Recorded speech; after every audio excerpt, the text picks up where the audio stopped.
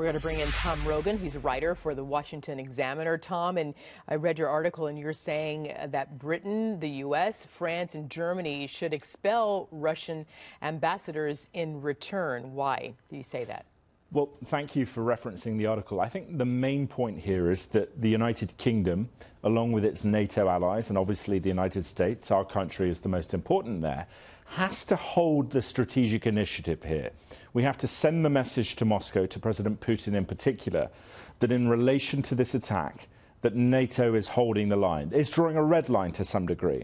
And the problem with what Russia has done today in terms of expelling British diplomats from Moscow is that it tries to draw the level of equality. It tries to say, you know what, you've done something bad to us, and we're going to do the same to you, and we're going to equalize it there. So sorry, go ahead. No, because I understand where you're going with this, but does such retaliation, Tom, require equal parts determination, conviction, and follow-through by all four countries? I mean, if that's not the case, what message does that send to Russia?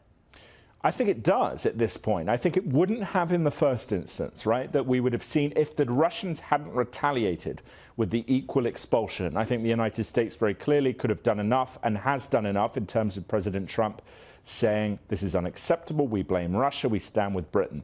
But at this point, where the Russians are escalating in the context of a broader strategic environment of threat in Ukraine and Syria, in Western and Eastern Europe, in terms of both cyber and physical threats, I think it is very important for the United States, France and Germany to stand with the United Kingdom and say, consolidated in a consolidated sense, this is unacceptable, and we are going to out-escalate you effectively. We are going to challenge you, President Putin, for the first time in many years. And if they do operate on one accord, can they stop Russia? And if so, stop them from doing what and to what extent?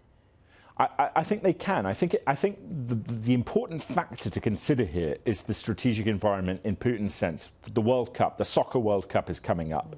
But beyond that, Putin's interest in terms of energy supplies to Western Europe, to Germany, to France, to the United Kingdom to a degree. And if all those nations, all those core nations, the heart of NATO, essentially are saying, President Putin, the line has been drawn and we are holding it, I think it puts him in a position of saying, actually, my interest in this limited sense, and it is quite limited in terms of assassinating or trying to assassinate one former traitor, as he would see it, and his daughter, I have miscalculated. I think you could put Putin back in his box, but only if there is that consolidated NATO response. Right. So you're saying that you believe that it could be damaging if the EU and NATO sanctions against Russia were to put into place in full force. But what if, in the face of all of that, Russia pushes for it? Well, then you consolidate even further. Then you, for example, could deploy brigade combat teams from the United States to Latvia, to Estonia, to Lithuania, to the Baltic states. That's not an escalation because those are NATO member states. But you simply say to President Putin, do you want to play this game? And the lesson here, I always come back to this, the lesson here is that Putin can be corralled.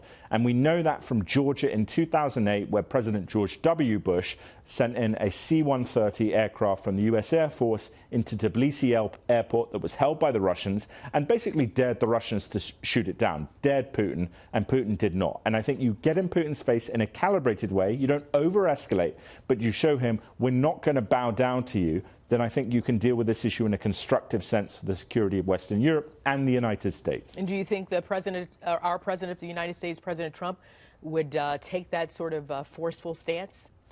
I'm not sure, and that concerns me that I say that, but thus far, in terms of words at least, the president has been, I think, strong on this issue.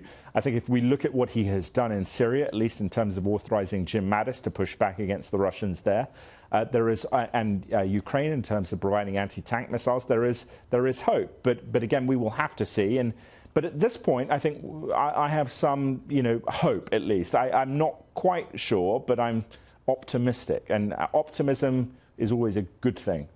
I think so. Tom Rogan, thank you so much. We'll talk to you again. Thank you. Take care.